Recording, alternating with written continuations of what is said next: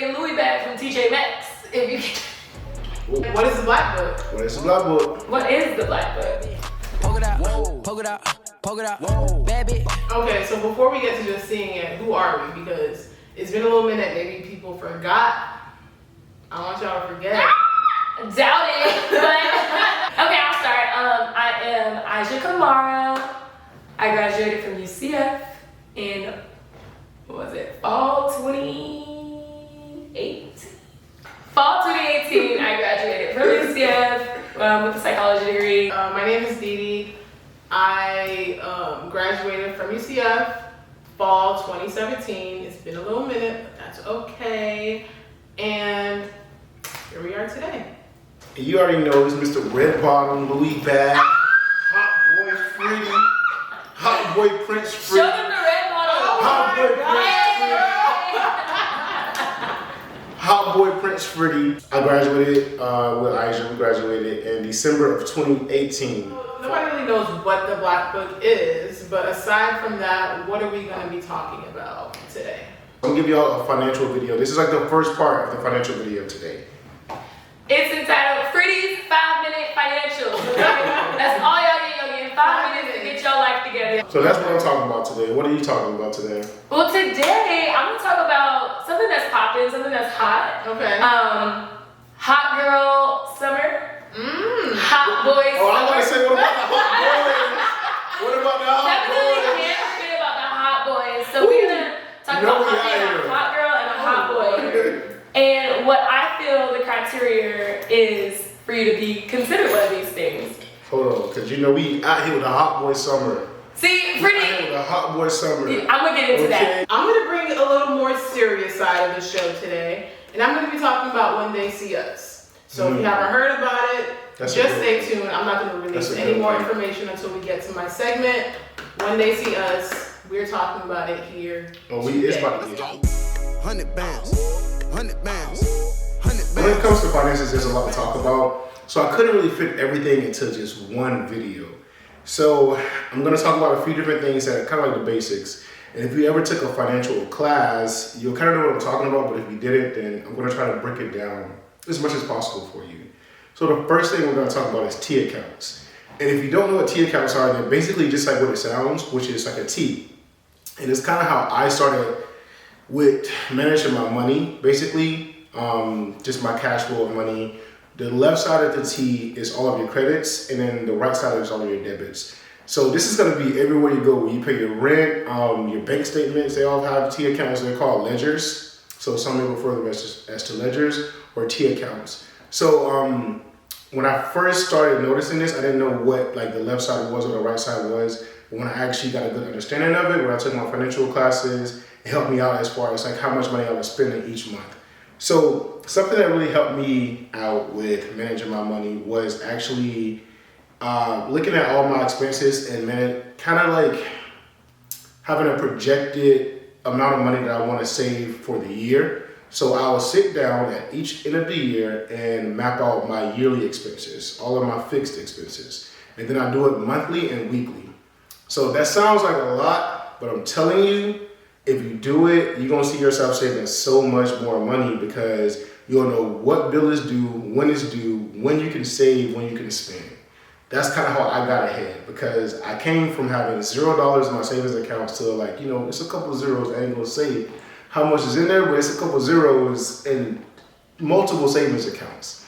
The next thing that kind of helped me do it was just maybe help me get to where I'm at today was like sacrifice. So let me have a little disclaimer that I'm not rich. Little disclaimer, not rich.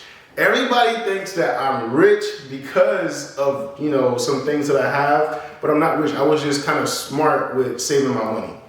And I made a lot of sacrifices. So there were times where Fritty wasn't on the scene, Fritty wasn't traveling, I wasn't buying stuff. That's because I was like, you know what? I need to start a savings. And I couldn't see myself just putting $20 into a savings account.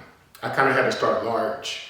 So I think 1 month I just sacrificed going out, buying clothes, buying food, and I started off my savings with $1,000.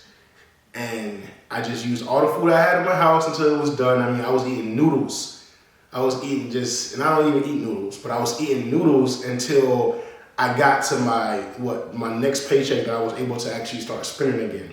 But I was able to save $1,000, and when I saw that $1,000 in my savings, it was like, okay, cool, I can do this. And then I was putting maybe 5 or 20 or 10, and the next time I was able to put a large amount in there, I would put like $500 in there. So it really just comes with a lot of self-control and a lot of sacrifices. And I just educated myself on what basically T accounts for. If you have any questions and you're a little bit confused, please reach out to me. Another thing, find ways to just make sure you're saving. Like when you get your paycheck, if it's every Friday or every other Friday, look at what you absolutely have to pay. Like what you have to pay. If you don't have to spend money, don't do it. If you don't have to spend money, don't do it at all. So try to see if you're going out this weekend, hit your homeboy up, hit your line brother, your line sister up, and be like, yo, can I ride out with you? If you need to save money that weekend. I'm telling you, if you're saving, most of the time when you actually decide to go out and splurge, it's gonna look like you're rich because you have the money to actually go out and splurge. So this is all I have. This is the only time I had for this first video. Trust me, this is the basics of it, and we're gonna get a little bit more to depth in the next couple videos that I make for you guys. What's up? Hit me with them. So my first question is, you're talking about the savings account. When did you first make this savings account? Like, how long has it been since you've been doing this? So I want to say it's been about, what year are we right now? 2019. Mm-hmm.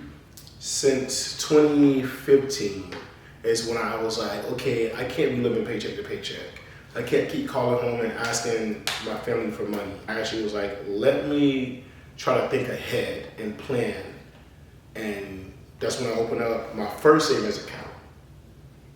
Oh, so you have multiple? I do. I actually have 3 savings accounts. So I opened up my first one in 2015.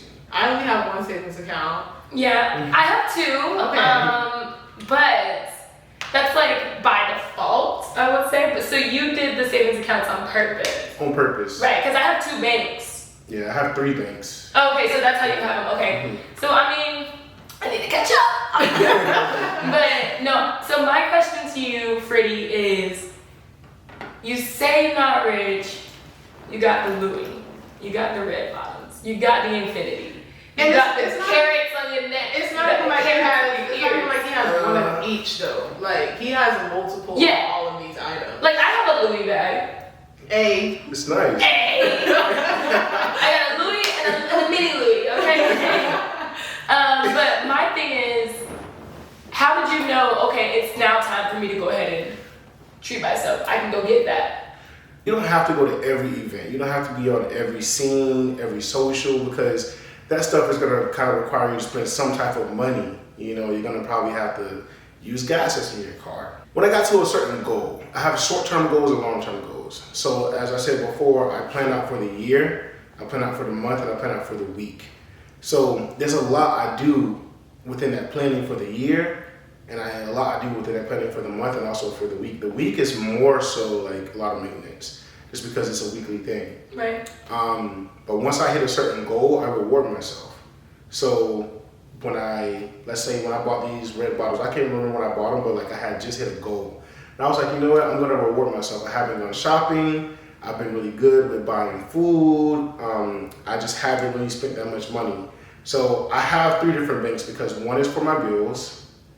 The other one is for any unplanned expenses.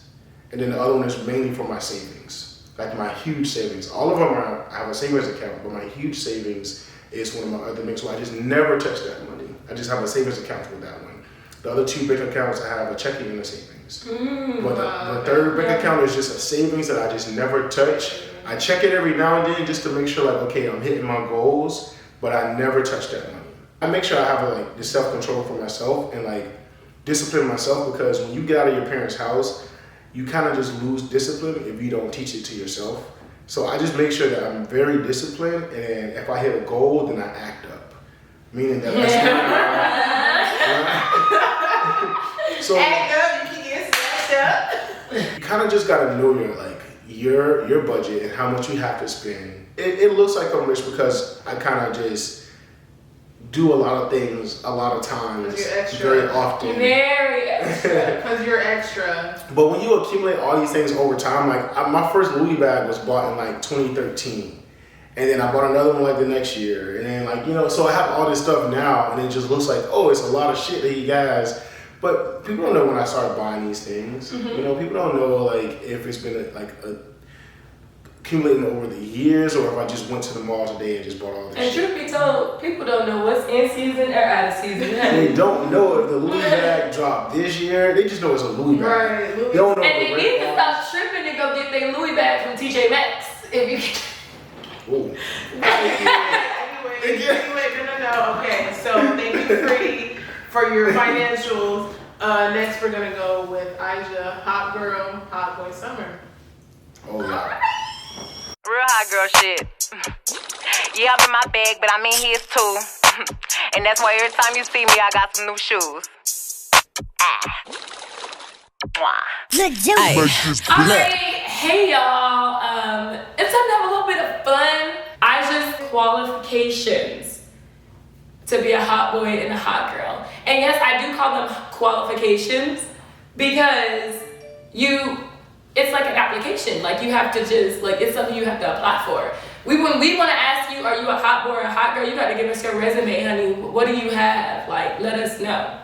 So, to hop right on into it, number one, and not in any specific order, but number one, you have to be acting the part.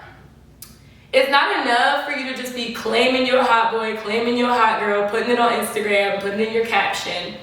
Like, we want to see it. You know, I would like to see it. But basically, you have to embody that. Exactly what you think a hot girl or a hot boy is, be that. So like your definition of hot boy and hot girl is not gonna be the same as my definition of hot boy and hot girl, but whatever your definition is, you gotta act that out. And the biggest thing that I would say is people can tell when you're faking it, so don't be trying to cap, because when you capping, people will definitely like pick that up. If you're just being authentic, being yourself, doing what you think is a hot boy or a hot girl activities, then we're gonna be like, oh damn, like you know, they're on their hot boy, hot girl shit all summer long, you know. Which leads me into my next point. You have to be confident in all social settings. Whether you're at work, whether you're at school, whether you're, you know, performing sold out shows, whatever you do, you need to be confident in that. Because it's gotta be your signature. Like when you walk in, we don't wanna have a person who talks a big game on social media. When we see you, we wanna see that. So you have to be confident. You know, you go in your workplace, people are gonna look to you to be that. So that's another big qualification. Make sure you're being confident at all times and in all aspects of your life. So moving right along, number three. Always, and I do mean always, drive the motherfucking boat, okay? You don't need to ask for permission to take control of any situation that you're in because you're the captain of your life. People gotta follow you. When you say let's step, people stepping. That's what being a hot boy and a hot girl is about. You drive the motherfucking boat. You're not about to let the captain rule because guess who's the captain? You are the captain, right? Moving right along, number 4, know a little something about dressing. Just a little something. And I'm not saying that you have to follow every trend because that's extremely hard to do. We're not Chris Browns, we're not Rihanna's, we're not Meg Thee Stallion at all. So what we have to do is make do with what we got. If you're gonna, you know, if you're Fritty and you can go buy the Louis, go buy the Louis. If you're me and you're gonna go to Ross, go to Ross. If you're Ndidi and you're gonna go pick up the 15th black shirt, pick up your 15th black shirt. But you gotta rock that and you gotta make sure it fits your body. It has to be for you. It has to be your signature. You have to be confident in it. You have to be like, I'm stepping in it. Every time somebody see you, they're just like, that's a hot boy, that's a hot girl. This is number 5. The bag. The bag is a major quality in being a hot boy and a hot girl. Meg Thee Stallion says it best when she said, yeah, I'm in my bag, but I'm in his too. Like, it's self-explanatory. It's not enough just to be working a 9 to 5. Because like Fritty was telling you, you're not even gonna always be able to put all your money aside with that 9 to 5. You gotta have your 9 to 5, then you gotta get yourself a hobby, and then you gotta love your hobby and start making your hobby pay you. That's called getting in your bag. Like when I see them, like, ooh, they in their bag. Like, it's the people that you could just tell they in their bag. You just be like, damn, they in their bag. And it's a quality. You have to be in your bag to be a hot boy and a hot girl. Last but certainly not least, self-care. You have to take care of you. I'm talking skin gotta be popping. Makeup gotta be on fleek if you wear makeup. If you don't wear makeup, then you gotta do that on fleek, however your natural is. If your mental health, your physical health, you got to go to the doctor, you got to go see a therapist. All of that has to come together because you know what? If all of that's not together, then you're not put together. You're not a hot boy and a hot girl because if you're walking around and you sick all the time, don't nobody want to be around nobody else sick all the time. Go see the doctor, okay? Get out there, go see the doctor. And this is Aisha's qualifications to be a hot boy and a hot girl. I thoroughly enjoyed that. Before we talk, I gotta make sure my hot boy shit. Hey, get into it. When I told you act it out, get into it. Become a hot boy, become a hot girl.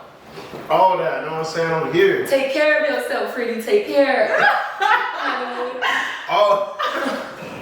Alright. So I would like to say for sure, you're a hot boy, Fritty. Thank you. Like, it's not about summer long. It's about winter, spring, fall. All year. And summer. You are definitely a hot boy. Thank you. Ndidi, you, my friend, are a hot girl. Like, hot girl. You in your bag. You educated. You cute. All of that. It's a persona. It's not about looking like Meg Thee Stallion. I definitely think that after hearing what you had to say, it's really what everyone brings to the table as their own person and owning their self as a person. Because I could try and, act like Fritty and, buy all this stuff, but I would just look completely stupid because that's not the kind of person. Cat. Right. That's not the person I am. I like that you said that, and I was listening to everything you was pointing out, and I couldn't agree more. I was thinking of what I could, like, if I was to add something to your list, I wouldn't be able to add anything because you hit everything like on the head of what a hot boy or a hot girl is. Like, take care of yourself, be you, but be 100% you. Right. Don't try to be nobody else because you can't be a hot boy being the next dude. Yeah, because they already have that. They already got that. The thing about it is, you make yourself very lukewarm chasing after somebody else's temperature. Yeah, right. Look at that, they grass when your grass ain't even that green. Hello. Like, you know what I'm saying? Water your own grass. Exactly. Worry about your own temperature because it's hot boy and hot girl season all season long, and we're not about to let it slide. If you're gonna be yourself, that's when you're a hot boy. That's when you're a hot girl. Real hot boy shit. Okay. Real hot girl shit. Hot girl. It's me. You know how these bitches love me? Why? Cause baby don't give a fuck. So now it's time to get a little bit serious. Fritty told us all about the financials. Aisha explained what it is to be a hot boy or a hot girl all throughout the year. And now I'm going to talk about April 19th, 1989. Rape in the first degree, assault in the first degree, assault in the second degree, riot in the first degree, rape in the first degree, robbery, attempted murder in the second degree, sodomy, sexual abuse in the first degree, sexual assault in the first degree, and attempted murder of Patricia Mailey. The verdict is guilty. We're going to talk about When They See Us, and for my portion, it's going to be more of a discussion, so I'm going to have Fritty and Aisha join me. All right, so When They See Us. This was a docu-series that came out on Netflix, produced by Ava DuVernay, and it came out, I want to say, no more than 2 weeks ago. Correct me if I'm wrong. About 2 weeks. About 2 weeks ago. Might be 2.5 weeks. 2 or 3 weeks, yeah. Somewhere around there. And it really just blew up on social media. As the day goes by and more people are watching it, and people are saying, oh, I started watching, but I couldn't take it after the first 30 minutes. I have to start watching it later. And it's coming up in group chats, and it's coming up on Instagram, Twitter, Facebook, you name it. It was all over the place. So me personally, I decided I'm not ready to watch it because if these people are feeling a certain way about this, I'm not gonna watch it. That just made me not want to watch the show. For now, I had to get myself in the right state of mind because I knew that I would probably be angry after watching it. And I would probably have a mixture of feelings after watching it, so I decided to sit back. What about you guys? Same. So for me, I know it sounds crazy, but I get so mad at those types of things. Like, I'm not the one that can just say, oh, okay, it happened in the past. Oh, okay, it's just a movie or whatever. Like, I'll be at work, like, side-eyeing Sally, like, oh, Sally, ooh, I dare you to, I really just put myself into it too much. So even when I heard people talking about it, I was like, black people, like in the group chat, and they'll be talking about when they see us. So I'm like, oh, let me just not even watch it. So I don't even put myself in that type of headspace. I got to go to work tomorrow. So what about you, Fritty? Similar to you, when I saw everybody tweeting about it and in group chats asking about it, everyone was expressing how emotional, like, and different type of emotions were, taking effect when we were watching this. When I first started to watch it, I had to stop within 30 minutes of it because, like, at first I wasn't emotionally ready. Because within 30 minutes, you already see black people, black young boys. I think about myself as a young black man at 14, what I would have done in that situation. So I wasn't ready to watch it at the time.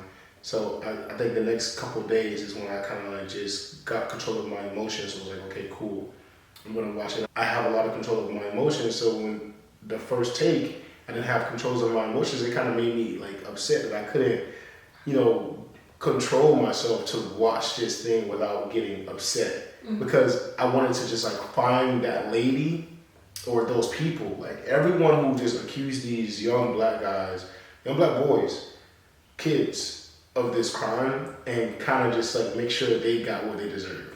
That's what I wanted to do. It's really moving. If you haven't watched the movie, you should definitely watch it. Definitely watch. I'm glad that this is your topic because people need to see, like, and they need to know what's real and how we should be acting in today's world because this stuff is real. It actually really happened. When I was watching it, I wasn't so much thinking of what would I think if I were in that situation, but I was more so thinking of how inhumane these people were. So we get it, America's racist, we get it, the justice system is trash, we get it, like we already know all of that. But my main thing was these persecutors knew that these boys did not do it. They knew it, like they knew that these boys didn't do it, and they knew that they weren't the people that raped this woman. So not only are you inhumane because you are blaming children for that, but you're also inhumane because you don't care who the real rapist is. You don't care who the real criminal is. You know that the criminal is out there, but now we're not worried about him. We just want to put these innocent boys in jail. Yeah. So that's what really hit me, just knowing that they had no heart. Like, no heart at all. It hit me with that because it's like, I understand like that was in 1989, but like, imagine that in 2019, people still going, like, it's to the point where like, you get a public defender and the public defender probably has like 80 other people that they're, defending. They just gotta go a quick glance of your case. And if the prosecutors, they don't have that many, 80 people that they have to be looking at. So they done looked into your stuff real nice and deep. Real detailed, developed the case, and your public defender has to go up against that. Yeah. It's just horrible. It's like, it's like, it makes me think, like, will it ever change? Like, unfortunately, I've come to a point where I'm like, I kind of lost hope in it. You're 100% right. They knew that these kids were innocent, and they still just wanted someone to blame. They wanted to get their money because it's a business. From one, they win the case, they get like the popularity, fame, and like basically like the victory belt, and they also get paid a lot of money for winning that case and finding the people who did this, quote unquote. The quote unquote people who did this. So black people, us as black people, has to like, we need to look at this. Everyone needs to go and watch this docuseries and look at it and say, okay, when are we going to start working together to where we're the ones that are we're the black judges, we're the black juror, we're the black prosecutors. Right. You know, we're the ones that are like actually sitting here because every black person watching this show was like, these kids didn't do it. Y'all like, felt that. And we know that these kids did not do it. So if that judge was black, I bet you that judge would have been like, nah, let's get down to the real story. That brings me to another thing. It was one of the things that I was thinking about, you know, while I was watching it, the whole time I'm just like, it's just sad to watch because you know that there's no real happy ending. Mm-hmm. So you're just watching this knowing that, you know, this is the moment where somebody could have just been like, hey, look, like, no, this is wrong here. Oh, no, this is wrong here. And it just never even happens. Never happened. So I think that's really what the hardest part of it for me was, because first of all, sitting there knowing that there's nothing you can do. Like, you know, we're here, it's right there, like, come on, like, just do this and everything's gonna change, but like nothing ever changes. And that's the reality of it. Like, it's not just a show, this thing actually happened. Yeah, that's what I was gonna say. Like, without it being like just an amazingly put together show, like if this was fiction, I would have been on an emotional roller coaster. Right. But to know that this thing was like people's lives, it hurts. And like just to see, there's a real person out there named Corey Wise, right, who went 15 years in damn near solitary confinement. Damn near killed, mistreated, like took his like his childhood was taken away from him. And he like, the thing about it is not only that, he was such a good human being, like just trying to be there for his friend. He would have never got pulled in. He would have no connections at all. All he did was go support his friend, and he was almost killed, but he was also the reason why they got out. It makes you think about it as yourself though, like, damn, like I could never be a Corey Wise. We also are more educated black people nowadays. Mm-hmm. That's so true. You know better now. So there's a lot. Corey also had a disability. He was not going to school, so he didn't have much education. Right. And they were 14, 15, and 16. 16, yeah. Think about yourself at that age. I didn't know what the fuck, even my first apartment, I didn't know what I was doing at 18. You know, there's a lot of things that we learn now going through college, because guess what? College taught us kind of like a little bit of like the real world. And social media. Social media for we sure. have all these different things nowadays to where you see it taking a turn. Because back then, our black people didn't have that education like that. Like not like that. Those guys didn't know what the heck to do. And some people who really still don't have that education. Yeah, some people still don't have that. And that's very sad to say. Or the inspiration to. Right. And think about like when they manipulated these guys. They came in and they put fear in them because they knew that these guys were kids. And they made them say these things because, think about when I was 16, if I was out at a police station, like, I know what's right, I know what's wrong, but at the same time, if these cops are in my face, constantly beating me up, constantly pushing this stuff in my head, I probably would have said what they wanted me to say too, just so I can go home. There's no way I would have known to... I'm not speaking to anybody until my parents get here. Yeah. Hell, some of them didn't even get to call their parent. There's no way we would have known that, okay, I have the right to be silent. Like, there's no way we would have known that because they didn't even say that either. Yeah. They didn't even say that to the kids. They didn't even say that to the kids whatsoever. They just took them down to the station. They asked them, like, they were asking them, and people need to learn their rights. Like, us as black people, there's still some black people that are adults that don't know their rights. Yeah. That's so simple, but black people are so afraid that they're just like, I'm going to listen to everything the police is saying. Pure afraid. When I say, if I'm riding on this side of the road and a state trooper go by on this side and I see them getting the U-turn lane, oh hell, I'm going to jail. Like, that's the first thing that comes to my mind because it's like, I have genuinely built up a fear. But the cop coming up to my window and I'm only cracking it a little bit. You know, like, that would piss you off. Right. Like, even if you were the cop. But you see, the thing about it is, I think that cops just have to hold themselves to a higher standard, unfortunately. It's not that's the thing. their job. Right, that's your job. If you don't hold responsibility. I'm gonna agree with you on that, but also like disagree as well because I got pulled over once and it was very, very dark, and I was like, okay, I'm not gonna I'm afraid because it's dark, not too many people are around. I'm not rolling my window all the way down. I'm not trying to die. I rolled down my window, just a little crack, put out my license through the crack, my registration as soon as he got to the car. And you can see through, my windows are tinted, but not that dark. So you can see through them legally. My hands were on the wheel. So I was basically being very verbal. Like I wasn't like not complying with anything he said, but he asked me to roll my window down. I was like, sir, I don't feel comfortable rolling my window down. Like I don't feel safe with us on this dark street and you're a cop and you have a gun and you can shoot me if you feel threatened. Right. You know, so basically he understood. He didn't take it any kind of way because I was complying with him. That's good. Some cops are gonna understand, some cops are gonna take it and be hurt, but it's like this is when us as adults have to learn how to control our emotions. If you've done nothing wrong, if they don't have a warrant for your arrest, they can't just come up to you out of nowhere and say, what's your name? Like they can't just come up to you out of nowhere and say, what's your name? That is harassment.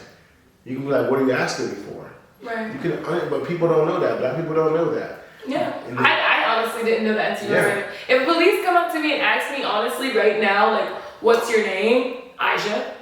Like, because I don't want no smoke with the police. And that's what I'm saying. And that's the same thing that the kids did. Yeah. Mm-hmm. And even the dad who, you know, unfortunately this dad really had to sit there and convince his son, where the dad's thinking like, oh, if he don't do this, they're gonna take away my job. I already been to jail. Like, these are institutionalized people too, right? Right. Mm-hmm. So it's like, I get it.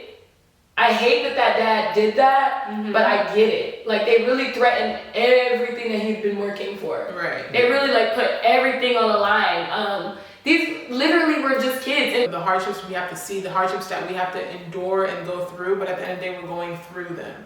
You know, we're making it out. Those 5 men, they made it out. You know, they're here today. Although their entire past and their life is like hurt and beaten down, they still go and talk out to the world. Or some of them, you know, they were like, well, I'm happy this movie was made and I'm happy that our story was told and we got to express this, and I think that now we're working towards a better something. Some of them were like, those people ruined my life and I'm still ruined today. And that shows the realness of it all. Yeah. Mm-hmm. But also keeping in mind that like the battle isn't won yet. Mm-hmm. You know, this was put in place was for us to start really talking about it. Like this just help us to remember, like, we cannot let the conversation die. There's no end to this conversation. There's no really ending to it because there's so much to talk about. And we don't want you guys to end the conversation about it. We definitely want to hear from you. Yeah, talk to us as well. DM us, ask us questions, all of that stuff. About the financials, brought to you by Fritty. Hot Boy, Hot Girl Summer, brought to you by yours truly. White green shirt. And if you have anything at all to say about when they see us, how it makes you feel, please, you know. I definitely want to talk about it. Yes. That's all we have for today. And as we always say, it's crazy, but it's true. Ice what? Whoa, baby.